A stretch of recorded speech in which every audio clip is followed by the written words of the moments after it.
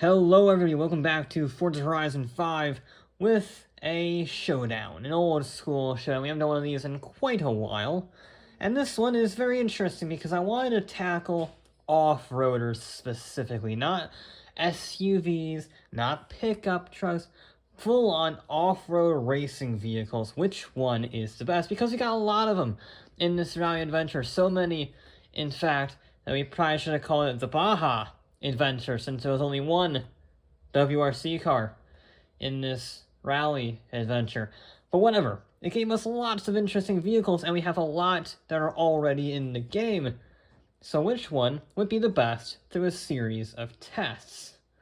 Now, obviously, it's not exact comparable. I try to keep everything within the PI range. Mainly high B class to mid-upper A class. So it's within 100 points of each other, with 100 PI points. That's the goal. We have some rear-wheel drive cars. We have some all-wheel drive vehicles. We've got Ultra 4 Jeeps from the Clash of the Hammers. And we got Class 1 vehicles from Jimco and Illumicraft. Whatever Class 1 means, I don't know. I'm not well versed in that. We even have a few custom vehicles, like the Halo Warthog and the Hot Wheels Baja Bone Shaker, cars that are completely fictional but off-road oriented nonetheless.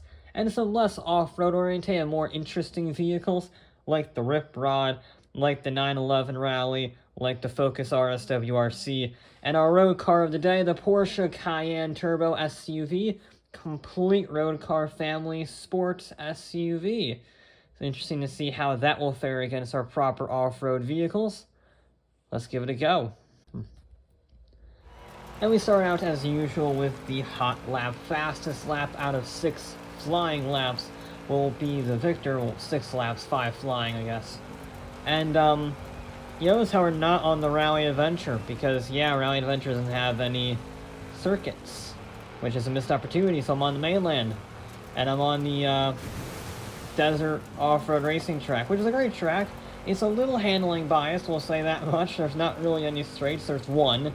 And I think, if I recall, every vehicle is flat through there. But still, handling focus for sure.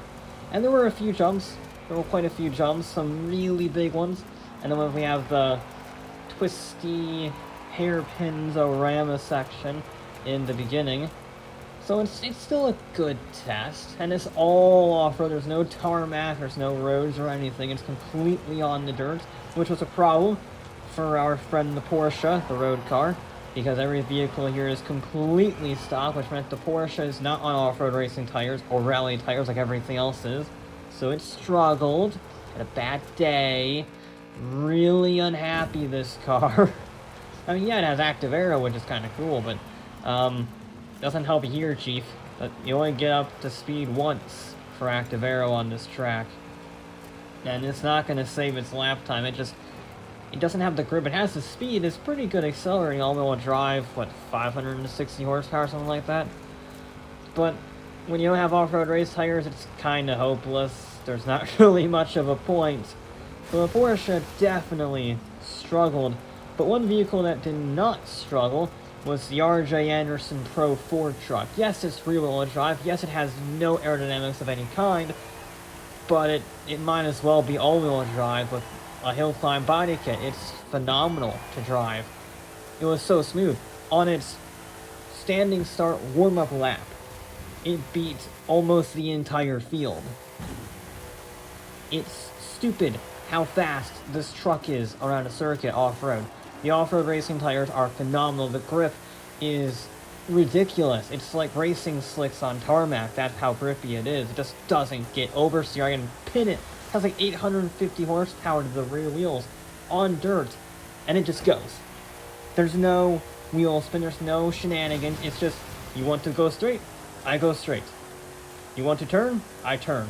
It's so nice and just direct to the point. It is smooth, it is simple, and it is fast. Yeah, notice how there was the Porsche and then this. I don't think it's hard to see just how much faster the Pro 4 truck was with rear-wheel drive. Yeah, it's got a better power-to-weight ratio, but my god. I knew it was going to be quick. I didn't think it was going to be that quick. But it wasn't my favorite car to drive because my favorite vehicle out of all of them was the Baja Bone Shaker. Surprising, I know. I thought the Focus RS, the WRC car, would be the best, but no. The Bone Shaker is top of B class, 700 PI, so it's very low down, certainly compared to the RJ Anderson. But it's so much fun to push it as hard as you can because it has a good amount of grip and it's got a decent amount of acceleration, so it's not going to beat anything. It's also not going to lose horrifically. And then it has this beautiful four-wheel drift that it does, which is controllable if you get your line right. So it rewards precision driving, and it's just such a lovely thing behind the wheel, trying to maximize every apex, trying not to slide the vehicle too much. You want a little bit of sideways on some corners just to keep the front end turned a little bit. It's a pure driver's vehicle, and it's absolutely phenomenal. And I had an absolute blast driving it. And it also, for being very low B class, was very good. It was surprisingly quick. Surprisingly quick around here. I was very impressed with the Bone Shaker. It didn't win. It could only muster in 8th place. The Anderson was 5 seconds up the road. But again, only 5 seconds for 76 PI. Pretty impressive. 2nd place, a bit of ways further back, the Odyssey 21, the Extreme E-Truck. Very impressive. I mean, that came out of nowhere. I thought it would do okay. But, 112.2? That is seriously impressive. I was surprised, pleasantly surprised, that was so quick.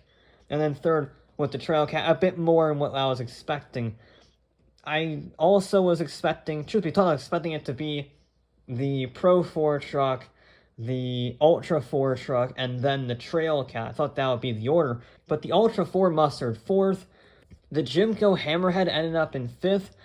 I don't know what a Class 1 is, considering the Jimco did a 114.9, and the Illumicraft did a 119 dead. And they're both Class 1 rear-wheel drive buggies. Can someone please explain to me what that is? Because I don't know why those are so different, but they are. Then we have the Bone Shaker fractionally 2 thousandths of a second faster than its Hot Wheels Rip Rod brother. Very close to those two vehicles for very different reasons. Both of them actually beating out the Porsche 959 and the Focus RS WRC cars. And then we have the two F-150s a bit further down, the trophy truck from Ford, and the DeBernie pre-runner. 8,000 pounds of suck is what that vehicle is. But it did at least beat the Porsche Cayenne in last, with just ahead of a 119.9, fractionally faster than the 1 minute 20 that I thought it was going to be at. Up next, we're sticking to the all-dirt theme. We are on the Rally Adventure map, though, don't you worry, we are actually there this time around with the rally stage. Now, this is where I thought that the Focus RS would be phenomenal, because it's a world rally car. It kind of underwhelmed me in the lap times. It just didn't have that 60 to 100 mile an hour acceleration for some reason. Kind of underwhelming in 11th place. I mean, it got beaten by a rear-wheel drive Hot Wheels Rip Rod, which wasn't stellar. And, it honestly was not that impressive here. I think the issue comes down to horsepower. It has about 300 horsepower, or a third of the RJ Anderson, near enough. Which is simply not enough for this. I mean, it could be worse. It could be the Forsberg Safari Z, which is basically a road-going Datsun converted into a rally car. While at least the Focus RS is a full-on, proper rally car that competed with Colin McRae, so at least that has that going for it. The Nissan didn't have that. The Nissan also has two-wheel drive, whereas the Focus is four-wheel drive, and it's also the only vehicle on this list with anti-lag, which is kind of cool. So it spits a lot of fire. It's very angry. It wasn't as fast. I mean, it was better than the lap times, but it still wasn't as fast as I was expecting, as I shall now prove with the Hot Wheels Rip Rod. It beat the Focus on the lap times, and it beat the Focus again on the rally stage. It has half the horsepower of the Focus. I think it might actually be less powerful than the Sierra somehow. It only has 150 horsepower, but it weighs just 1,500 pounds. So the power weight ratio is actually very good, and it is such a light, nimble go-kart that it doesn't really matter. And on this technical rally stage, which yes, there are some high-speed sections, there are some uphill sections, but really, it's about nimbleness and medium-speed agility, and the Rip Rod is really good at that. It's really, really good at that. And I very much like driving this. It's kind of similar to the Bone Shaker in that it rewards precise driving because it has a little bit of play in it, but you can still extract a lot of speed. Phenomenal vehicle behind the wheel. Phenomenal to push as hard as I dared. And it was actually better than the Focus again. Very nimble. Very good accelerating, provided you manage to throttle a little bit, only has 150 horsepower, however, very skinny rear-wheel drive, no weight over the back. You can still get into slotting if you're not careful. So just be careful, and it will reward you in spades. But again, another very consistent finisher, the Odyssey 21 Extreme E-Car. I thought, okay, well, it had its fun on the lap times. That was a very technical track, lots of accelerations. That was perfect for the all-electric nature. Rallying is going to be different. It did even better. It didn't win because the RJ Anderson is simply OP, but it closed the gap between it and the RJ Anderson a lot. It was very close between those two vehicles. And I'm really impressed with it. I can't even deny it's a very impressive machine. Luckily, the F-150 pre-runner is in this field, so it's not the heaviest car in the game, despite all-wheel drive and a big battery pack. But it does not feel like it's one of the heaviest vehicles on the grid, because it is responsive, has a bit of understeer. I won't say that much, you gotta be a little careful with the turn-in. But once you get used to that understeer, it is so fast on the dirt, and it is so consistent that, again, it scores a second place. Only half a second off of the RJ Anderson. It was a second off on the lap times, only half a second off here. And it's 3 seconds faster than the Trailcat. The top three are the exact same. Yeah, although the Jimco does move up a position, it swaps with the Ultra 4 Jeep. So there you go. But the Hot Wheels Rip Rod takes it home in 6th. Very impressive showing for one of the least powerful vehicles on the entire grid. Just sheer consistency, beating out the Warthog, its rival Bone Shaker, and the Focus RS, which is once again having a really bad day. It's, I don't know, I don't understand. Maybe it's just that mid-range acceleration I was talking about. Maybe I'm just not getting the most out of the vehicle. Weird. It's kind of underwhelming. It's not bad. It's just getting top 10s, top 11s, kind of qualifier or whatever. But it's not good. It's really not. It's 50th%. So yeah, disappointing. Disappointing indeed. And once again, swapping places with the 959 Dakar this time. Everything is very close when it comes to like the Baja trucks and the trophy trucks. But the rally cars are consistently average. And I was not expecting that on a rally stage. I'm gonna be honest, this one was a bit mean, a bit harsh. Cause I did this on the SUV Showdown on Horizon 4, and I wanted to do it again here. So I did the river run. I want to apologize in advance to the Sierra, to the Rip Rod, to pretty much any car on the grid, because it's just gonna drown. It's gonna go at like 10 miles an hour, as you're seeing with the Sierra. Trying to drive through the river was torture, punishable by the Geneva Conventions.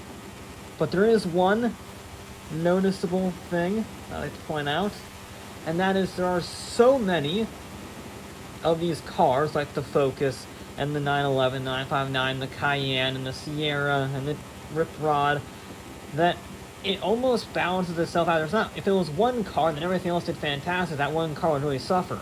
But since there's 7 or 8 of these terrible cars, they're going to suffer as a group, and therefore mitigate the overall points loss compared to the Ultra 4 Jeep, or the Honda Ridgeline Trophy Truck, or the Warthog, which won this challenge in Horizon 4 and gets its first podium of the day in the River Run, although it did still get beaten by a few vehicles.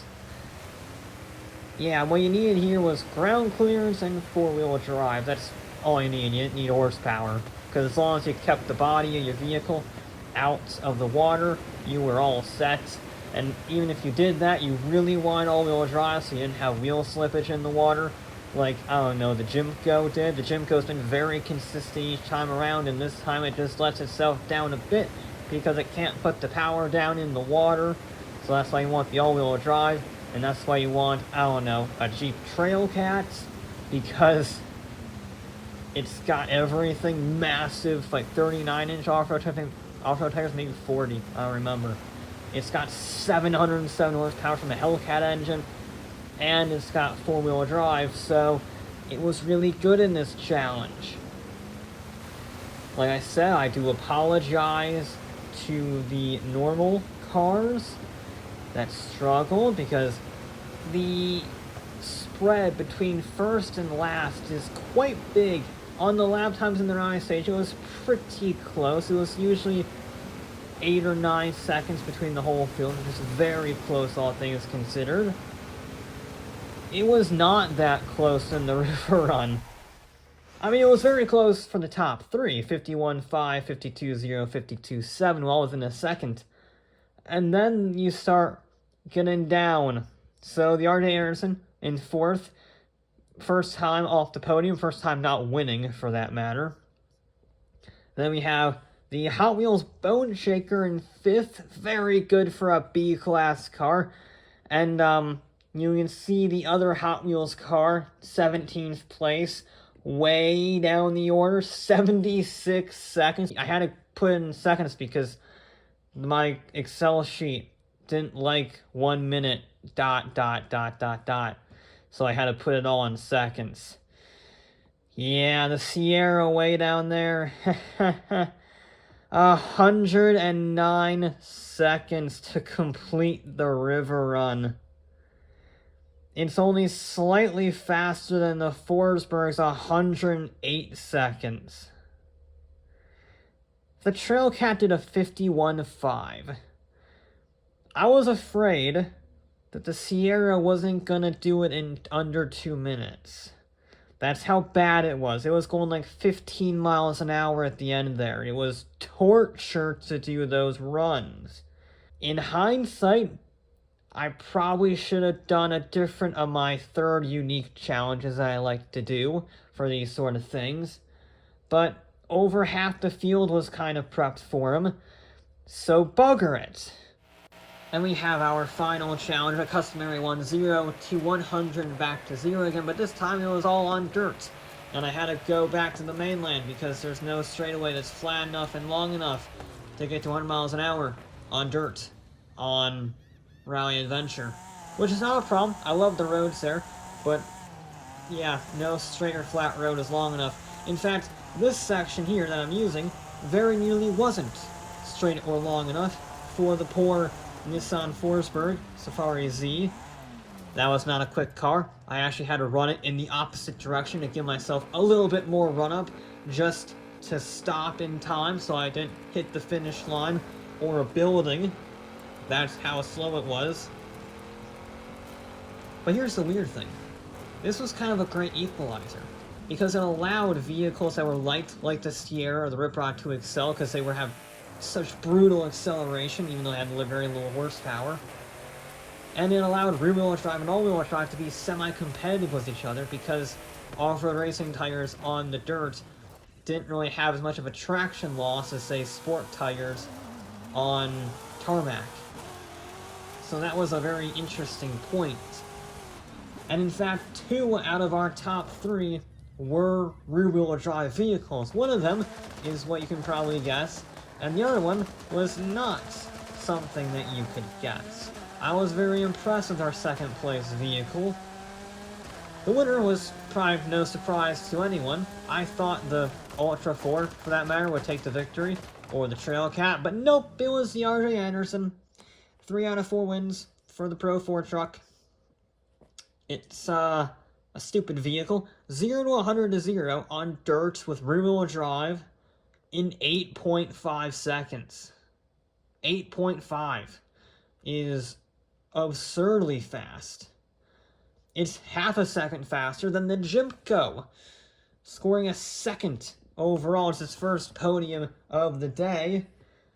Yeah, both those vehicles beating the all-wheel drive, all-electric Extreme E. I thought it would be the Ultra 4 Jeep, which is actually in fourth, but I thought that would win, followed by the heavy but all-electric Extreme E truck, and then the rear-wheel drive vehicles in Ascensions of Power figure, essentially.